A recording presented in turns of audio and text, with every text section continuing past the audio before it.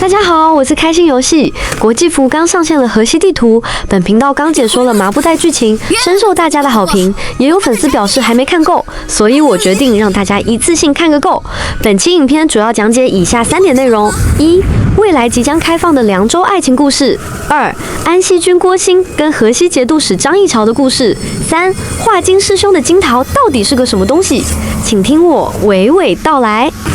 你的风来了，喊的就是青桃喷啊！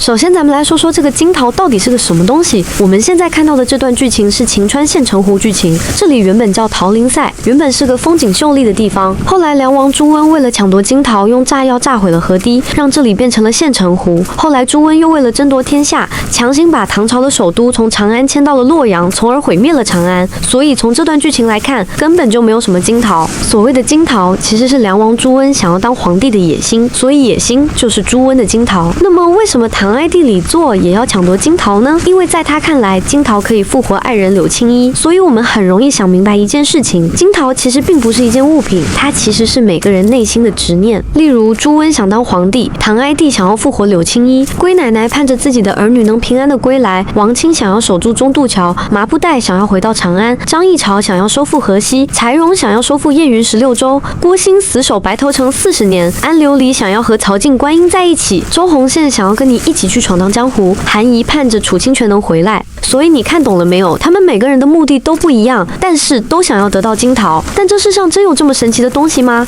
答案是否定的，因为根本就没有金桃这个物品，因为金桃就是他们每一个人内心的执念或者愿望。是的，你没听错，他们每个人内心的愿望其实就是金桃。这么一想，是不是全明白了？这世上哪有那么万能的东西？金桃又不是钞票，拿到金桃就能买包子、油条、豆浆，还能买房、买车、买衣服。答案就是金桃即是愿望，是一个人内心深处的执念。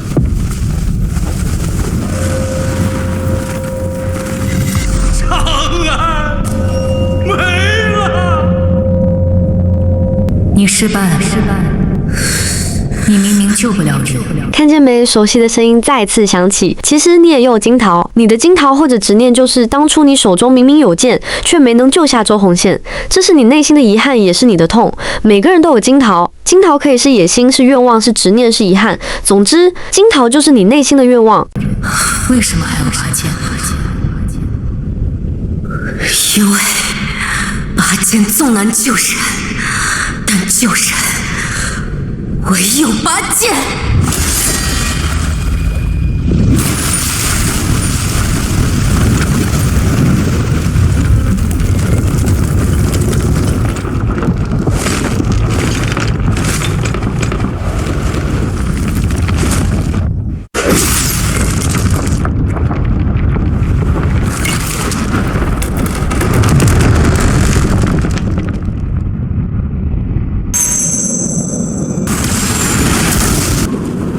这里有一段动画很有意思，它会把你在游戏里最好的好朋友的名字写在这里。我也搞不明白游戏为什么会这么做，大概是想让我们回忆来时的路吧。大家也可以看看我的好朋友有哪些。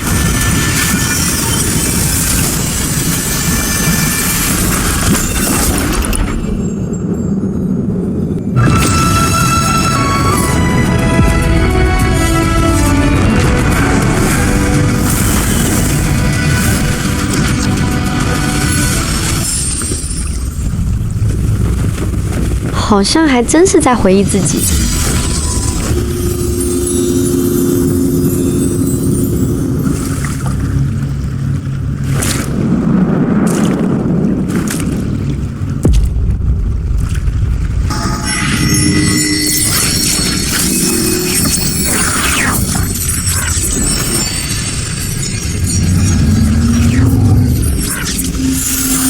好霸气的 BOSS！不过大家不用怕，我跟你们说，你们绝对想不到，这个 BOSS 其实就是我们自己。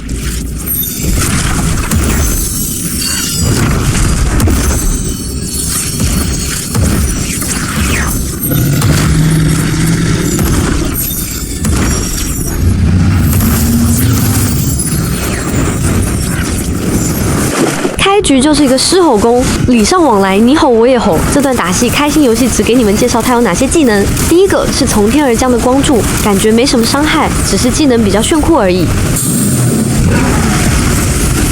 第二个类似于七龙珠那样，但它很可能是防御技能。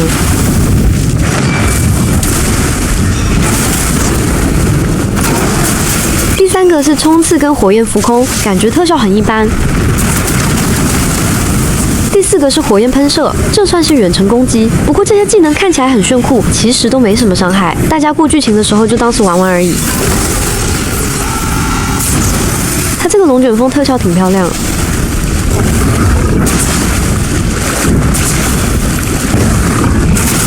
哇塞，这个就更漂亮了。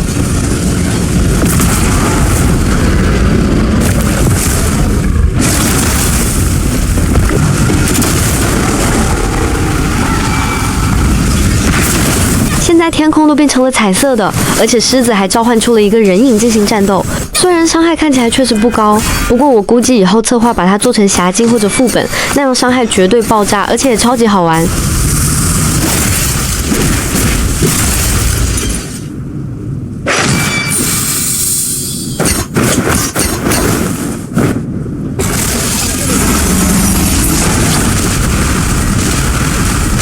流星坠火这个特效也很好看，这算是技能最多的一个 BOSS， 位置就在晴川，估计国际服得到7、8月份才能玩到这个。只可惜目前燕云是把它当做剧情来搞，所以技能特效看起来很酷炫，但其实就跟挠痒痒没有区别。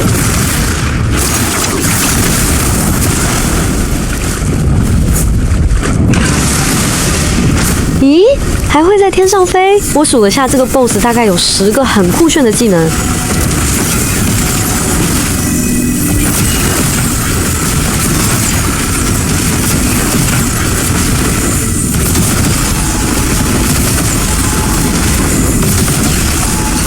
当然，其实我一拳就能打死他，不过我的目的是为了录制影片，给大家讲解他有哪些技能，所以我一直没有打死他。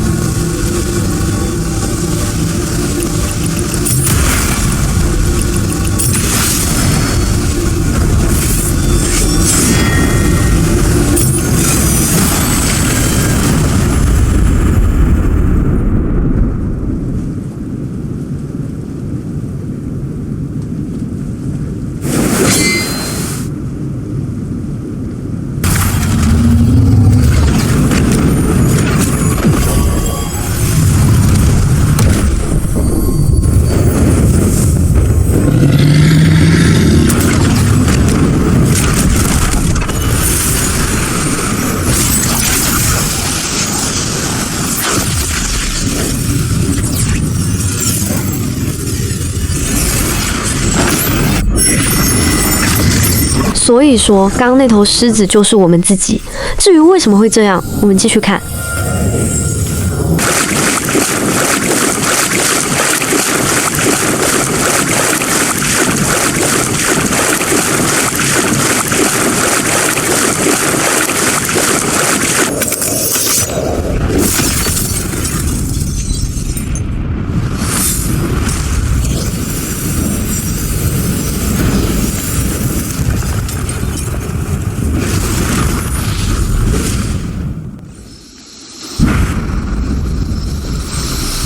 这里是长安灯火辉煌的地方。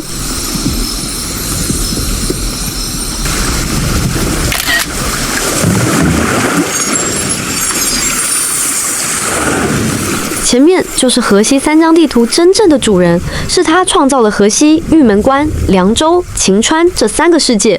你们也可以称呼他为河西造物主。来了，终于来了。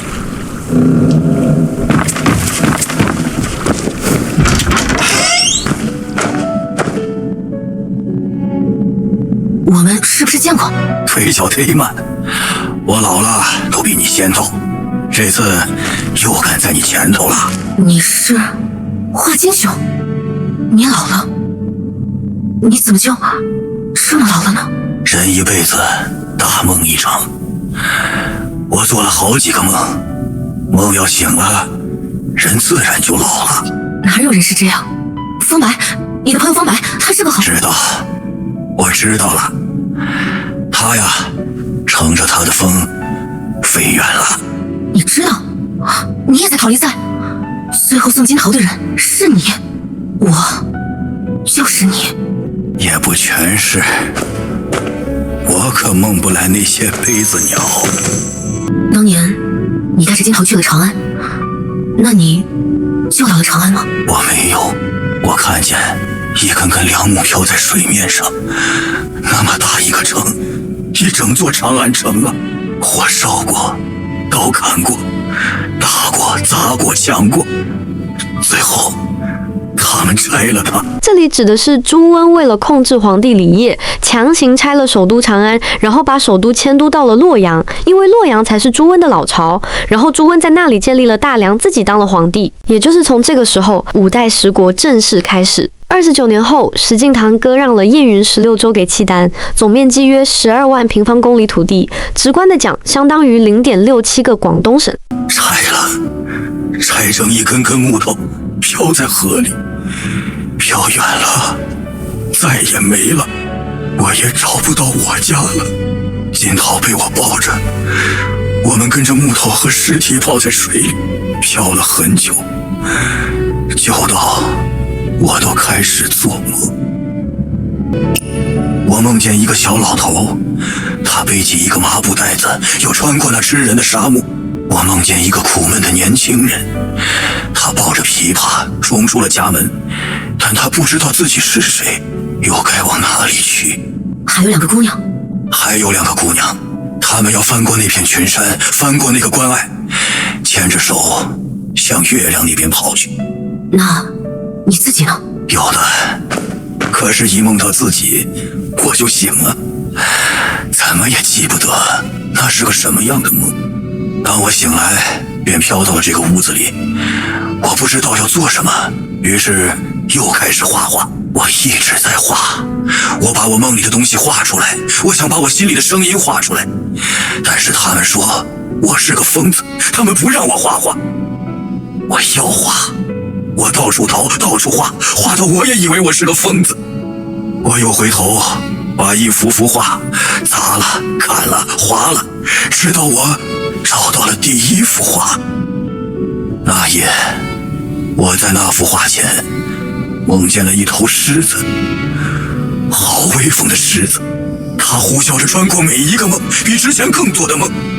我忍不住追着它，想要跟着它，追着追着，好像又回到了年轻的时候。我追到了，然后我见到了你。这又是谁的梦？你，我是那头狮子。你是那头狮子。这个梦实在太长了，长到我以为我要死了，没想到还能在这里见到你。你已经做完你的梦了，也该醒了。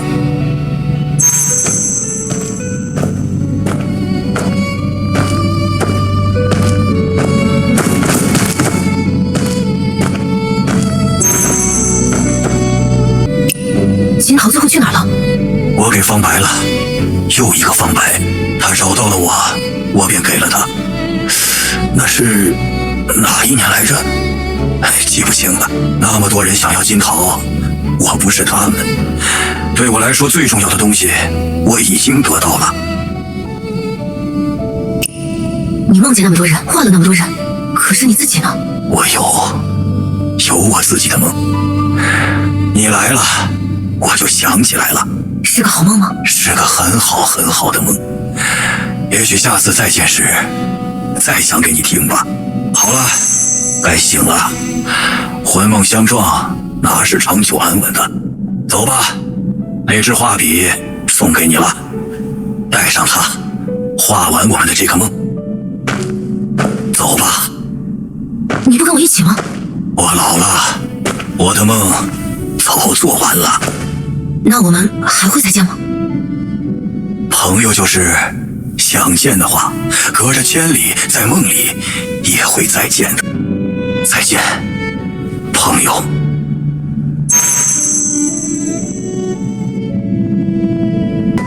你们看这个碗，其实就是画经师兄根据自己房间里的碗画出来的。这就是为什么你看见凉州的建筑都是超大碗形状的原因。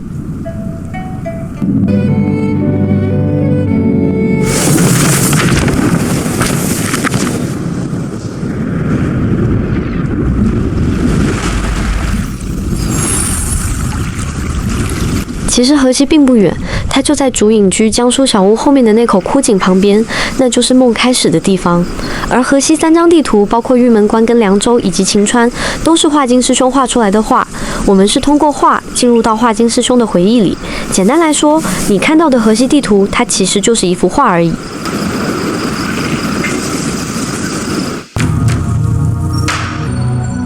看看年轻时的画经师兄多帅气，再看看刚才的老人，哎，看到这里我又想哭。人都是会老的，你们、我们、他们都是。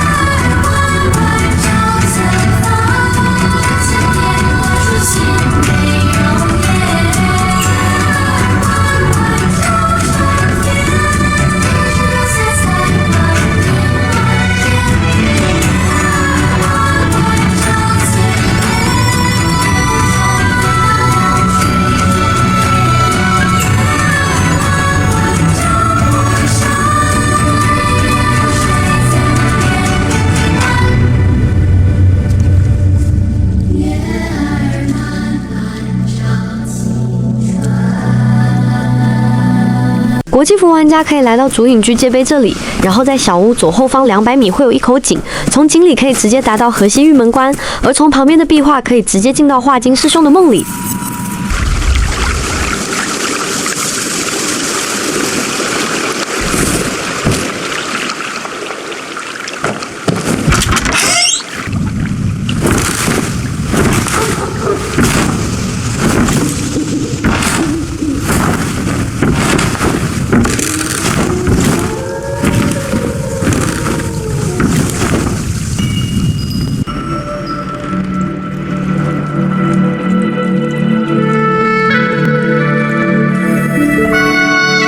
国际服最近放出了这段剧情的预告动画，我猜大家还没有看过正式的，正好让大家提前看看这段剧情。画面给人一种很安静的感觉。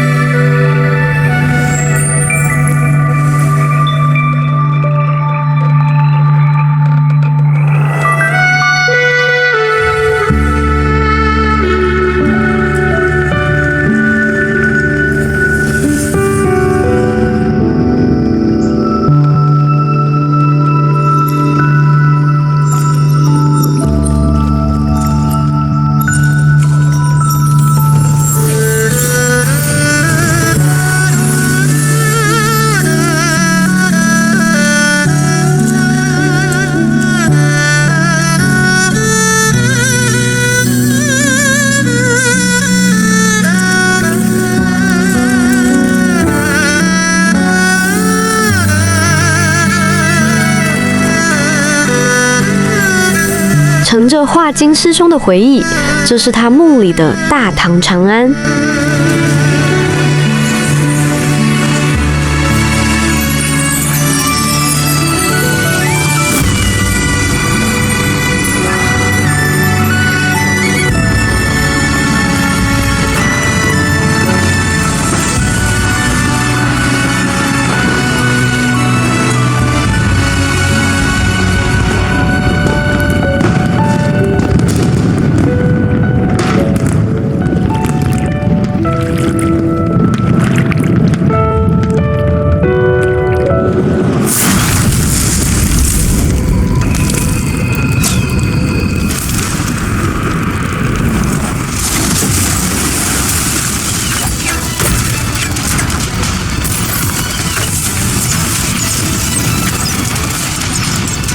这就是我们刚讲的朱温想要当皇帝，可是陕西的长安并不是他的地盘，河南洛阳才是朱温的地盘。所以朱温为了当皇帝，强行拆掉了繁华的大唐首都长安，迁都到了洛阳。1年之后，赐死了皇帝，他朱温自个儿当了皇帝，国号大梁。而5代十国也就是从这个时候正式开始的。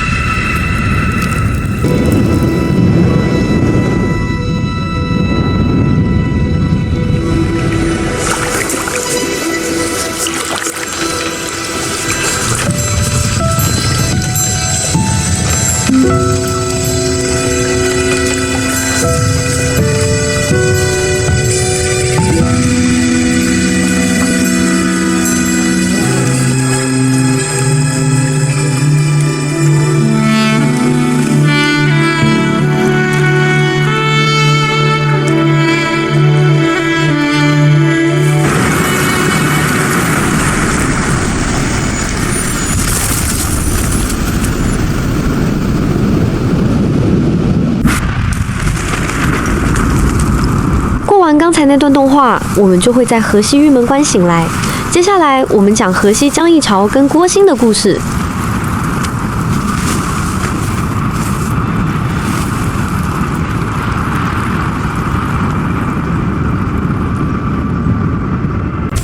射击这口钟让它发出声音，把巨蟒吸引过来，我们就可以通过了。这个 BOSS 在凉州地图，也是我们目前见过最大的 BOSS。国际服现在已经开放了河西玉门关地图，所以下一张地图就是这个凉州。我们这也算是提前爆料新内容了。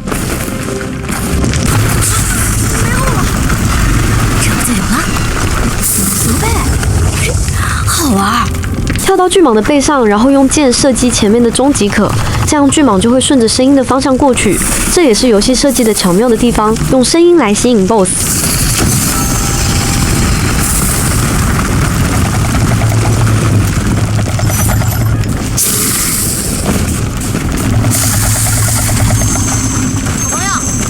出去了，一起回沙洲吧。这个少年其实就是张议潮小的时候，他想要收复河西，而事实上他也做到了。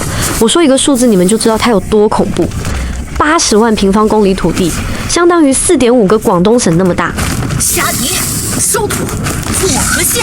而这一段故事讲述的，其实就是老年张议潮跟自己小时候的理想发生了冲突。我举个例子，你小时候想要当科学家，可是长大之后却送起了外卖，这就是你自己和自己的矛盾冲突。张议潮也是这个样子，小时候他不懂谋略政治，只知道收复河西，然后把河西献给朝廷，大唐就会守护好这里，而自己也能做一个忠君爱国的人，青史留名。可是长大后的张议潮才发现，朝廷处处防着他，甚至把他的哥哥张议谈扣在长安做人质。他深知朝廷并不在乎河西，反而是张议潮为威胁，于是召他回到长安。而张议潮担心的是，自己这一走，河西就真的成自生自灭，因为朝廷根本不会派人来守护河西，因为皇帝只在乎朝廷的安全，只有张议潮才是真正的爱河西这片土地。朕的圣旨下了3道，却未见应召之臣。而事实证明，张议潮刚回长安，河西就丢了1半多的土地，后来竟然全部丢失了。因为皇帝忌惮的是张议潮手里的兵权，他担心张议潮夺了他的皇位。唉，这就是人跟人之间的差距。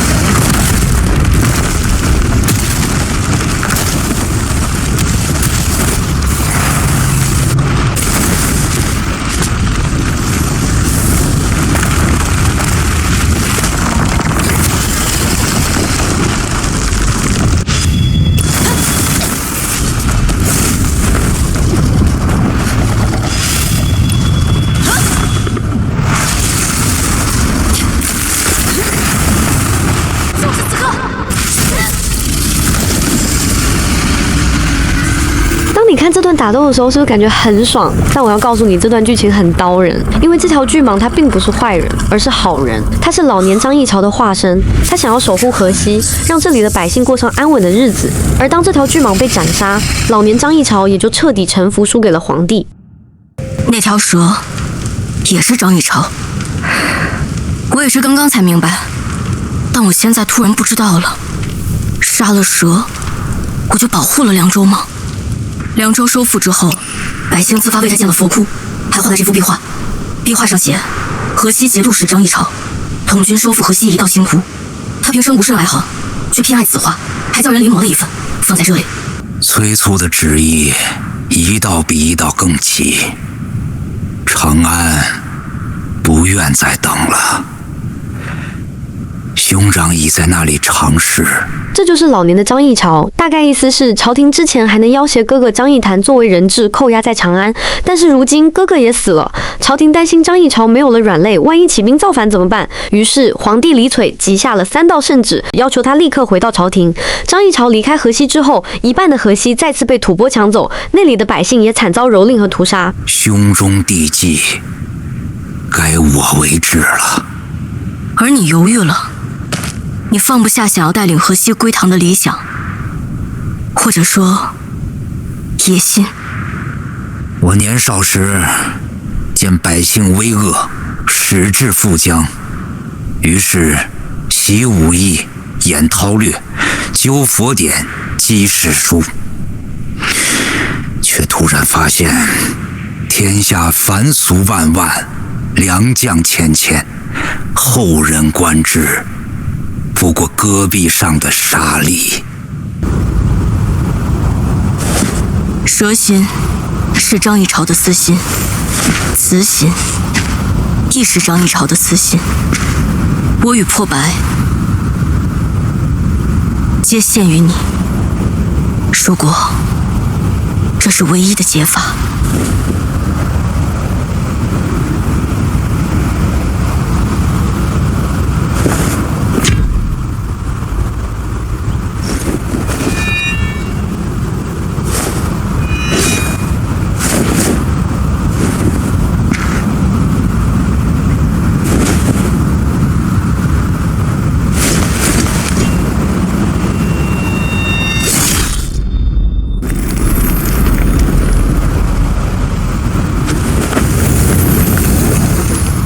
圣人不死，大道不止。这句话显示了张议潮的纠结。如果选择回到朝廷，则河西的百姓无人守护；但如果选择留在河西，就坐实了自己反叛朝廷的罪名。你想追求青史留名，就会掉进圈套跟陷阱。你回到了朝廷，青史留名的名声是保住了，但河西的百姓就又会陷入万劫不复。唉，翻译成大白话就是圣人就是圣母婊，你想要当个圣母婊，就别怪灾难会降临。就好比现在一些短剧，世界末日，一群丧尸正要冲进房子里，而一个女人却挡在你的身前对你说不允许关门，你要是把门关上了，其他人类进不来了怎么办？于是在末世这种环境里，有人标榜自己是圣母，结果害死了一屋子的人。简单来说，你想要做好事，就不要怕背负骂名。你想守护河西百姓，朝廷必然会骂你是叛徒，而如果你选择堵住朝廷的嘴，那么河西的百姓又何其无辜，他们必定会遭受战火跟摧残。青史标兵，我的落笔本就不在庙堂深处，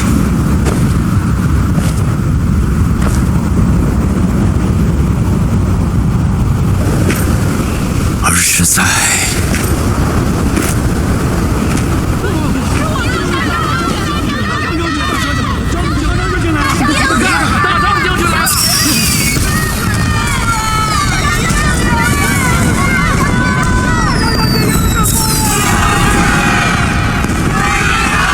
我们刚提到的张议潮，他仅凭7000人的归义军就收复了河西80万平方公里的土地。这个战力放在中国历史上，他敢说第二，没人敢说第一。就连秦朝的杀神白起、明朝的将领徐达，或者中国历史上任何一个武将都比不了他。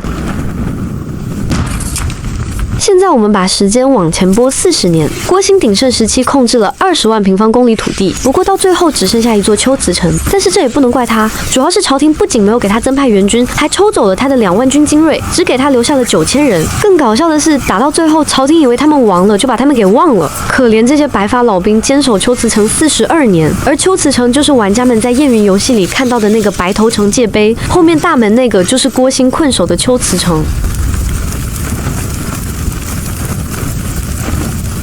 将军，大大唐不再是你的担子了，回家吧。安西君，不死不退。可将军，你已经死了，安西君也已经死了。安西君何在？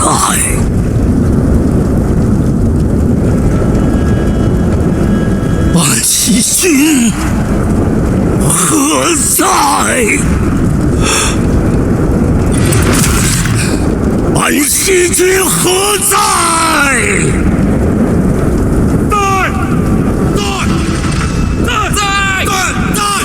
安西军第3阵，安西军第42阵，第7阵，安西军第30阵，安西军第28阵，安西军第46阵，安西军阵，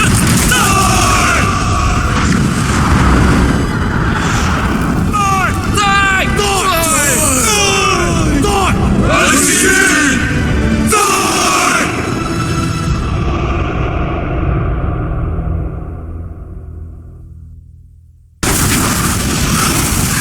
破镜重圆，覆水再生。经书烧了，我赔你一份。这法术可还如你的意？一个死物。哎，还有一物尚未复原呢。娘子最后再容我一次。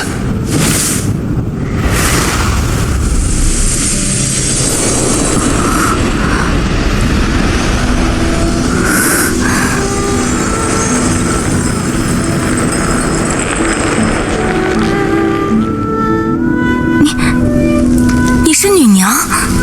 那你和她？三娘神志有恙，将我认作她那负心情郎。现在我的法术生效了吗？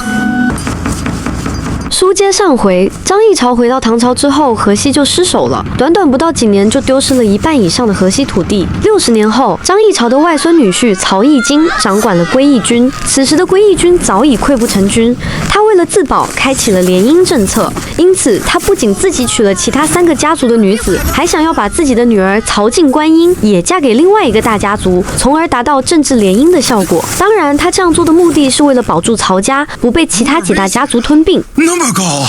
他怎么做到的？像神仙一样，真俊俏。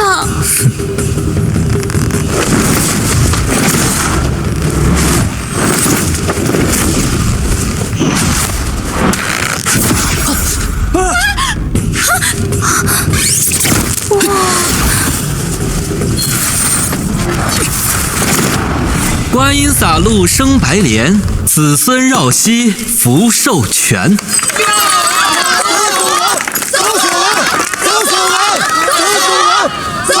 在一场宴会上，曹静观音被女扮男装的安琉璃吸引，后来又被他乐于救人的善良打动。这一来二去，2人便暗生情愫。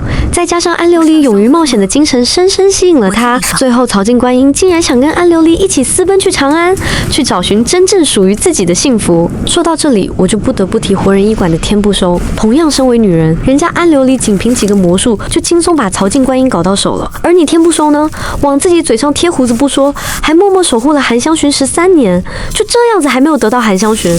哎，果然女人不管在什么时候都喜欢有趣的人。你是女娘？那你和她？三娘神志有恙，将我认作她那负心情郎。现在我的法术生效了吗？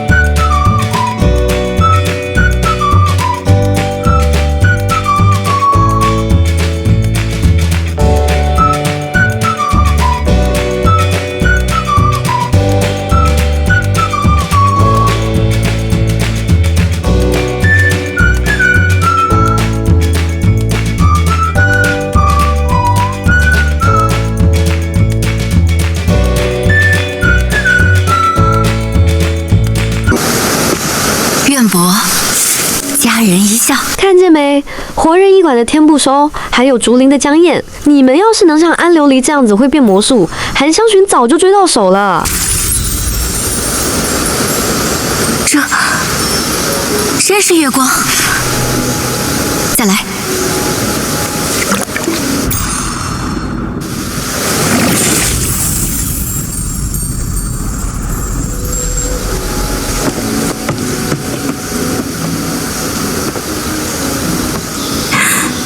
今生有此一宵明月，足够了。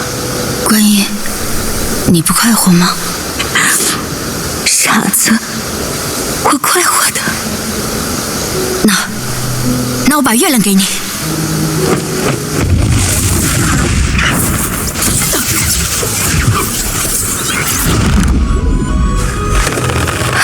说什么傻话？你回来！月亮能叫你快活，我把它摘给你。安琉璃，别往上了。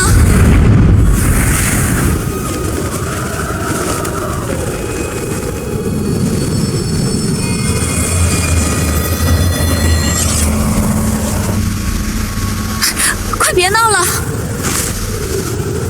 且看我如何。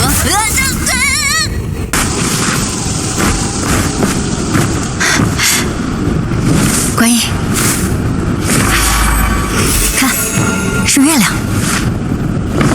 是我的错。看看嘛，是你最喜欢的月亮。你还说你怎么总骗人？下次一定。好吧，下次一定。叶云玩梗还怪搞笑的嘞。下次一定不敢了。可惜了这轮月亮，我都会去准备了。结果你和那个什么星逛了一晚上，把我和月亮都忘在脑后了。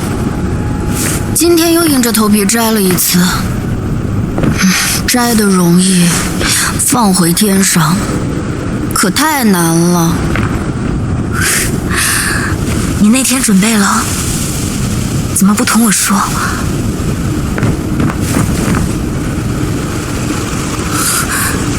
这是……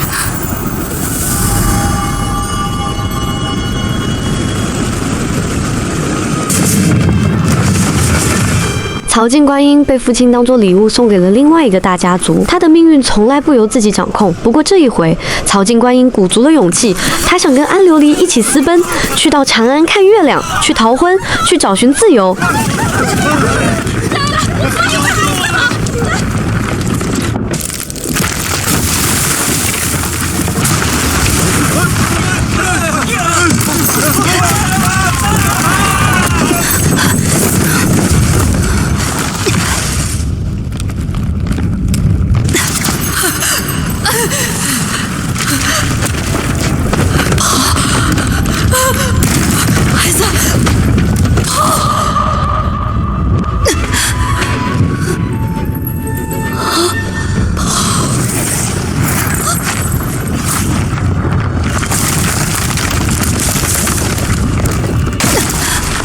刺客是朝廷派来的，没错，就是张议潮当年归顺的那个朝廷。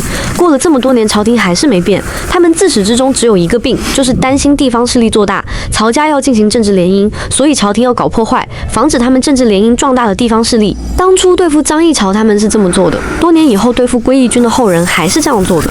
这让我想到了张议潮当年的那句话：圣人不死，大道不止。如果当初张议潮选择当叛贼，那么今天的百姓必然能过上好日子。可惜他选择了要一个好名声，结果河西沦陷，百姓苦不堪言。我会化作大雁，化作云彩，化作月光，去找你。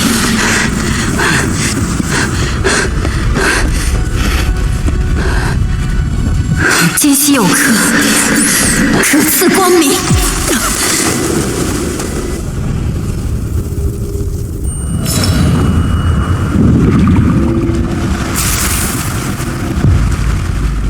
最后安琉璃摔死了，曹净观音眼睛瞎了。没错，这又是刀人的一集。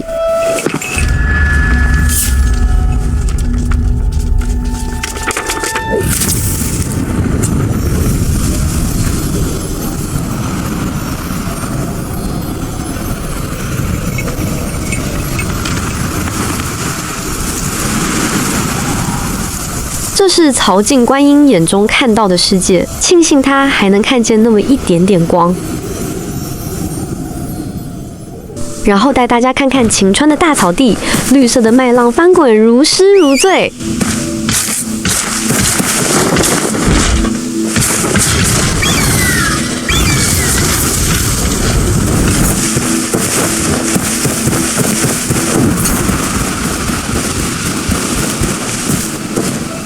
影片开头咱们讲的县城湖剧情就是属于这里：河西的沙漠，凉州的冬天，晴川的春天。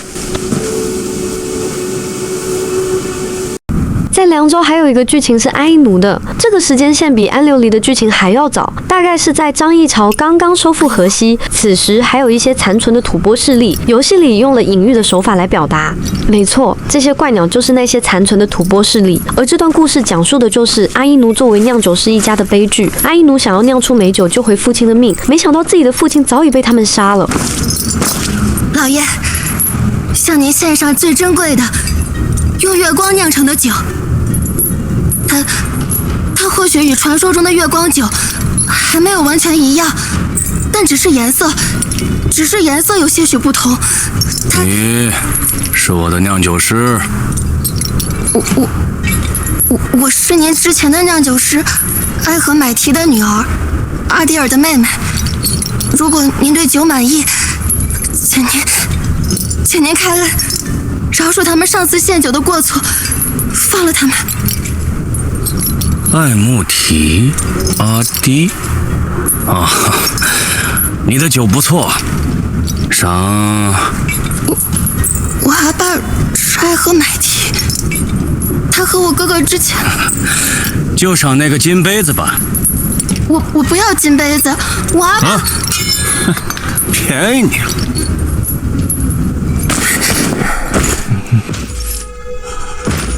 大人，为您敬献美酒，祝您。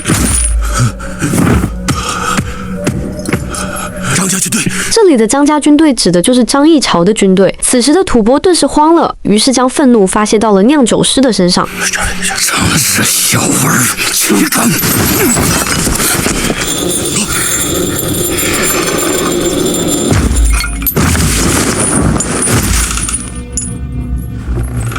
来喝！杀了！大人！游戏中这里的血液是鲜红色的，请大家自行脑补。因为要符合平台的规则，所以我把红色调成了其他颜色。阿依奴一开始很害怕，然后慢慢变得勇敢了起来。某种力量，你什么也做不了。世界坍塌，你知道要怎么做？不要做沙暴，不要做雷鸣，要点燃那黑泥，烧出一团汹涌的火。那火要攀上欺压者的衣襟，一寸一寸品尝他们那肥腻的肌肤，要把自己磨成一把刀，舔舐不劳而获者的喉咙，聆听那被美酒浸泡到阴哑的隆隆阵雨般的呜咽，把那些老爷们肮脏的血抹在脸上，把丑陋的头颅挂在墓前，把黑色的心肝碾进泥土深处。而你的心也不会因此停下来，它还会伴随着你的日夜鼓动。但好处是，你再也不用哭了。这种感觉，你也知道吗？阿依奴这一问让咱们产生了共鸣。红线、刀割还有不羡仙，同样的遭遇，同样的家人被杀，这仇岂能不报？月亮啊，照拂我吧，怜悯我吧，以我的血祈求最后的恩赐，让夜幕下的酒永远流淌。红色的宴会，黑色的河，宾客醉倒在我家。后来我们才明白，这些吐蕃要的哪里是什么美酒，他们要河西这片土地，不惜血染大地。阿努尔，你做的不错，让你们也尝尝这酒。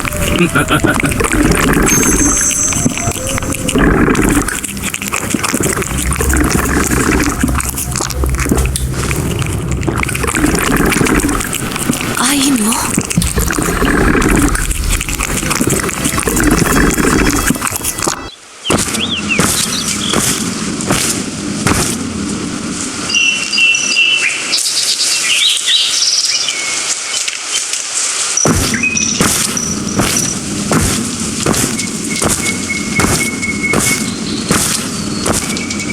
韩爷，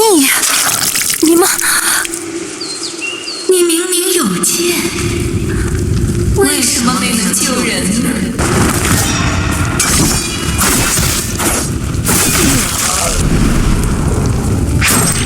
我是艾荷买提萨迪尔别克的女儿，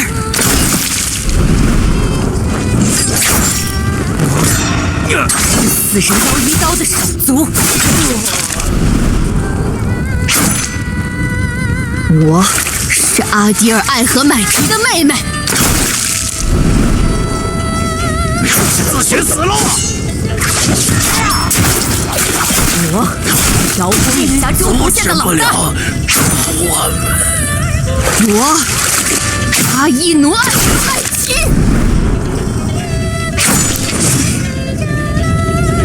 我是天度的少东。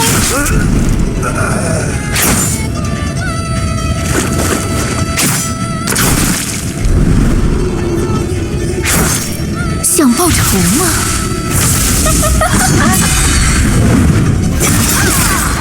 我也想报仇，把我的朋友说起。是不是很爽？但很可惜，刚才那一段只是主角跟阿依奴梦中复仇的故事。因为现实中的阿依奴她只是一个弱女子，如何能杀得了那些权贵呢？最后阿依奴精神失常，暴酒而亡。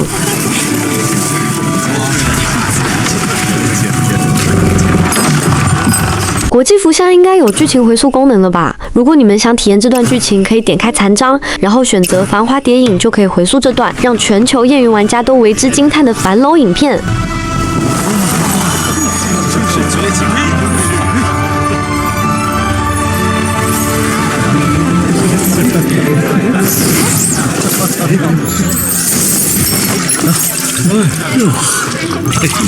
樊楼其实是一个情报机构，这里跳舞的、搓澡的都能接触各种形形色色的人物，而他的实际控制人就是醉花阴的掌门周强。值得注意的是，周强在历史上真实存在，他被称作大周后，是南竹公子的皇后，而南竹公子就是公子叔李煜，李煜是南唐后主。我知道各位少侠喜欢欣赏美女，所以就不打扰大家雅兴了，记得帮我点赞分享，这样会鼓励我做出更多优质的内容。我是开心游戏，开开心心。